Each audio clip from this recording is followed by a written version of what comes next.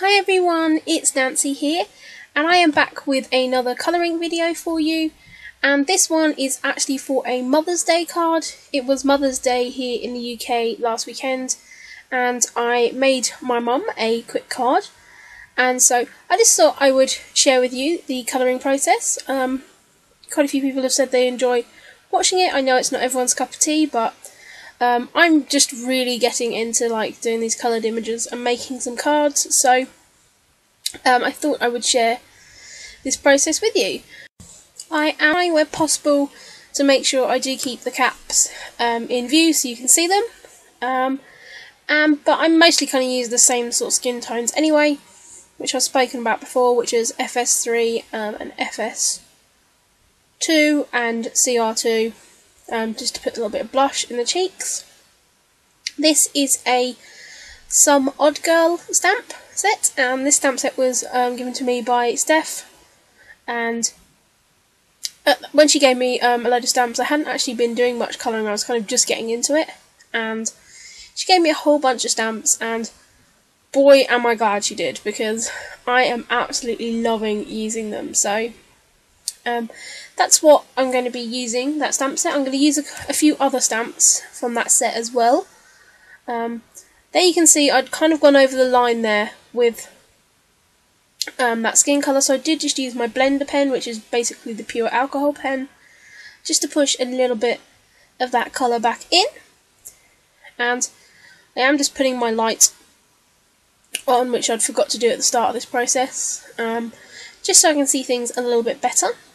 And so now I'm going to be working on my hair colour, and I'm going to be doing this as a little redhead girl, because it's supposed to kind of look a bit like me, as it's going to my mum for Mother's Day.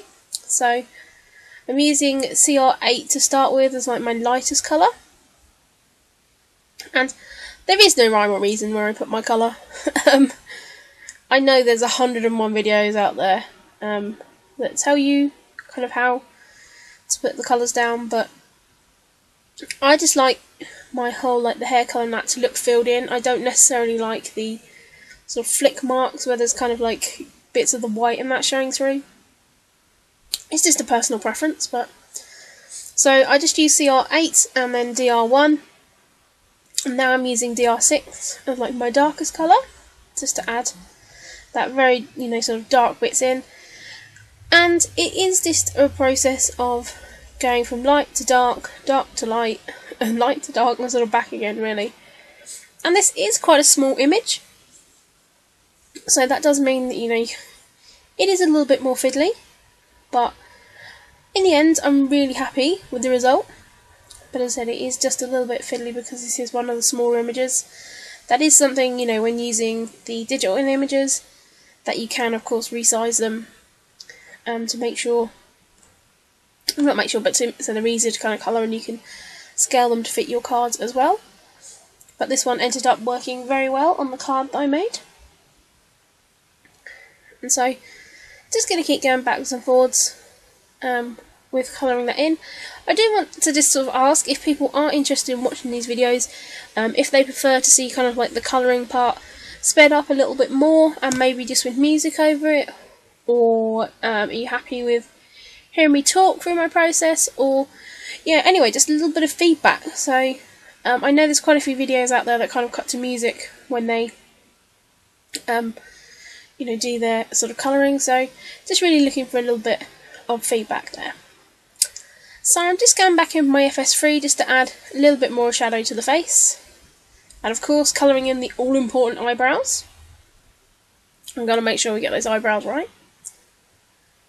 And now I'm going to be working on her clothes, and there's not much of her clothes showing in this one, so I'm using an LG4 and BT5, just kind of sort of two teal colours, and it was just two colours to blend together. As I say, you can't actually see too much of that. Now I'm just going to colour her shoes in, and again just using the two colours of IG7 and IG5 and just blending those together. As I knew this card was going to be quite busy, I didn't want to overcomplicate it with blending too many colours together. it was only really the hair and the face that I used more of that on. So just colouring in her little leggings as well. And then I'm just using my IG2 to add a little bit of highlight to her trousers and also her shoes. And then also just colouring in some shadow on those socks. And then again, I'm just using my blender pen just to pull that out to white, and just so it just adds in that little bit of shadow. And I'm just putting a tiny bit of IG5 in there just to add a little bit more shadow in. But I basically wanted those to read as white, so I'm happy with how they came out. I'm kind of getting better practiced at doing white now. So I wanted to do the heart pink because I'm going to use mainly pink papers to make the card. And this is PP4. It's, you know, a nice kind of pretty pink, and I'm just using that to flood the image. And then I'm going to go in with my BP2, which is the brighter pinks, and just add some sort of gradation across that heart there. Not overthinking where the shadow and stuff would be, basically just blending it in so it's kind of like a two-tone heart. And I'm really, really happy with how that looks. And as I said, as an image, I think it's really, really cute. I'm just going to pick the green up for her little hair slides. And then I'm going to fussy cut this out to add to my card. As I said, there was a couple of other stamps from this stamp set that I coloured in. And you'll see those in the video. So I decided to use the Serendipity collection for this, and I've just taken this piece of floral paper from the Serendipity pack and I'm adding that to the background. I had got this smaller doily, and again I punched a little bit out of the, there you go, I'm just showing you the stamp set of the paper pack. I can't think what that paper was called. And so I've just added that to the centre of my doily.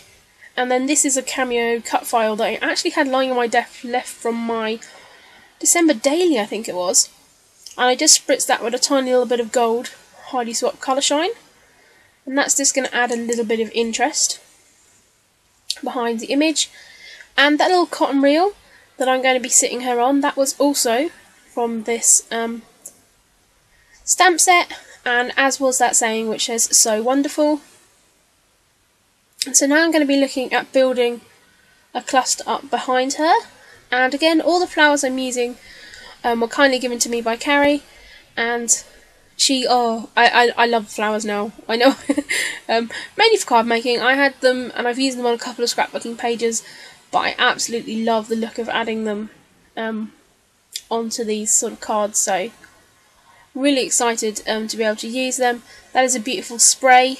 And I did try and glue it down. I'm also going to use a little bit of washi tape as well.